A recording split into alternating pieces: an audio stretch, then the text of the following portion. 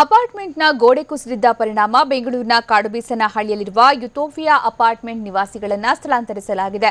ಮೊನ್ನೆ ಸುರಿದ ಭಾರೀ ಮಳೆ ಹಾಗೂ ಪಕ್ಕದಲ್ಲಿ ಸಾಲಾರ್ಪುರಿಯ ಸತ್ವ ಬಿಲ್ಡರ್ಸ್ ನಿರ್ಮಿಸ್ತಾ ಇರುವ ಕಟ್ಟಡ ಕಾಮಗಾರಿಯಿಂದಾಗಿ ಅಪಾರ್ಟ್ಮೆಂಟ್ನ ಗೋಡೆ ಕುಸಿದಿದೆ. ಸಾಲಾರ್ಪುರಿಯ ಬಿಲ್ಡರ್ಸ್ ಯಾವುದೇ ಮುಂಜಾಗ್ರತಾ ಕ್ರಮ ಕೈಗೊಳ್ಳದೆ ಯುಟೋಪಿಯಾ ಕಾಂಪೌಂಡ್ ಪಕ್ಕ ಸುಮಾರು 80 ಅಡಿ ಡಿಗ್ಗಿಂಗ್ ಕೆಲಸ ನಡೆಸಿತ್ತು. ಪರಿಣಾಮ ಅಪಾರ್ಟ್ಮೆಂಟ್ ಗೋಡೆ ಕುಸಿದು ಹೋಗಿದೆ. ಹೀಗಾಗಿ ಸದ್ಯಕ್ಕೆ ಅಪಾರ್ಟ್ಮೆಂಟ್ ನಿವಾಸಿಗಳನ್ನು ಬೇರೆಡೆಗೆ ಸ್ಥಳಾಂತರ ಮಾಡಲಾಗಿದೆ. ಅಲ್ಲದೆ ಮಾರತ್ತಹಳ್ಳಿ ಪೊಲೀಸರು ಸಾಲಾರ್ಪುರಿಯ ಬಿಲ್ಡರ್ಸ್ ವಿರುದ್ಧ ಎಫ್ಐಆರ್ ದಾಖಲಿಸಿದ್ದಾರೆ.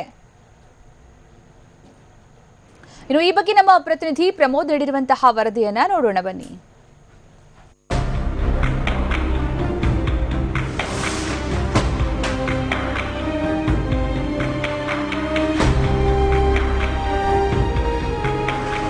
ಬೆಂಗಳೂರಿನ ಕಾಡುಬೀಸನಹಳ್ಳಿಯಲ್ಲಿರುವಂಥ ಇಥೋಪಿಯಾ ಅಪಾರ್ಟ್ಮೆಂಟ್ನ ಗೋಡೆ ಕುಸಿತ ಪ್ರಕರಣಕ್ಕೆ ಹೊಸ ತಿರುವನ್ನು ಪಡ್ಕೊಂಡಿದೆ.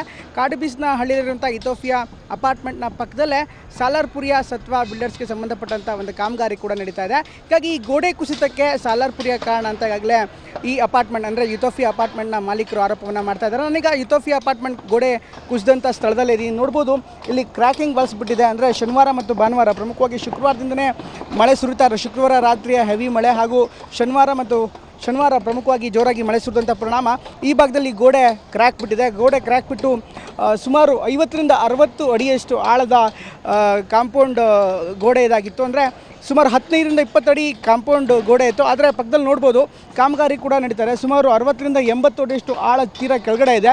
ಇಲ್ಲಿ ಯಾವುದೇ ರೀತಿಯಂಥ ಪ್ರಿಕಾಷನರಿ ಮೆಷರ್ಸ್ಗಳನ್ನು ಅಂದರೆ ಪಕ್ಕದಲ್ಲಿ ಕನ್ಸ್ಟ್ರಕ್ಷನ್ ಮಾಡ್ತಾ ಇರುವಂಥ ಸಾಲಾರ್ಪುರಿಯ ಸತ್ವ ಅವರು ಯಾವುದೇ ಕ್ರಮಗಳನ್ನು ಕೈಗೊಂಡಿಲ್ಲ ಅಂತ ಈಗ ಶಿವಪ್ಪ ಅನ್ನೋರು ಅಂದರೆ ಈ ಭೂಮಾಲೀಕರು, ಅಪಾರ್ಟ್ಮೆಂಟ್ ಇರುವಂಥ ಭೂಮಾಲೀಕರು ಆರೋಪ ಮಾಡ್ತಿದ್ದಾರೆ. ಹೀಗಾಗಿ ಈ ಸಾಲಾರ್ಪುರಿಯ ಸತ್ವ ವಿರುದ್ಧ ಕೂಡ ಒಂದು ಎಫ್ಐಆರ್ ಈಗಾಗಲೇ ದಾಖಲಾಗಿದೆ.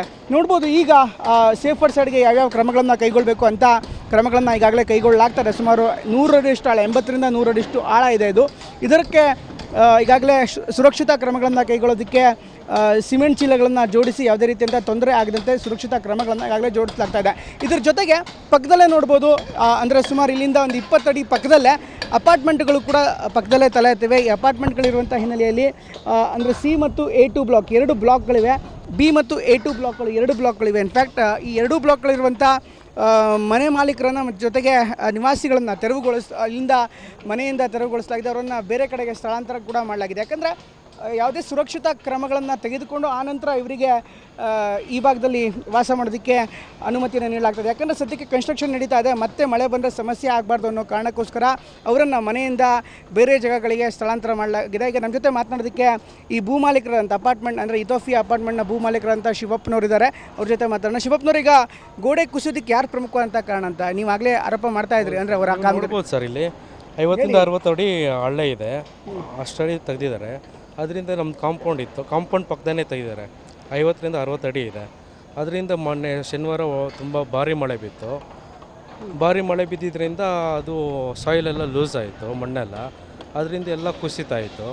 ಇದರಿಂದ ಮೈನ್ ಅದೇ ಇವರೇ ಸರ್ ಮೇಯ್ನು. ನೀವು ಮೊದಲೇ ಹೇಳಿದ್ರೆ ಈ ಥರ ಕಾಮಗಾರಿ ನಡೆಯುವಂಥ ಸಂದರ್ಭದಲ್ಲಿ ಕಂಪ್ಲೇಂಟ್ ಮಾಡಿದ್ರು ಅವರಿಗೆ, ನೀವು ತುಂಬ ಕಾಮಗಾರಿ ಮಾಡ್ತೀವಿ ನಮ್ಗೆ ಗೇಟ್ ಬೀಳುತ್ತೆ ಅಂತ. ಸರ್ ಇವರು ಡೇ ನೈಟ್ ಎಲ್ಲ ಮಾಡೋರು, ಕೆಲಸ ಮಾಡ್ತಾಯಿದ್ರು.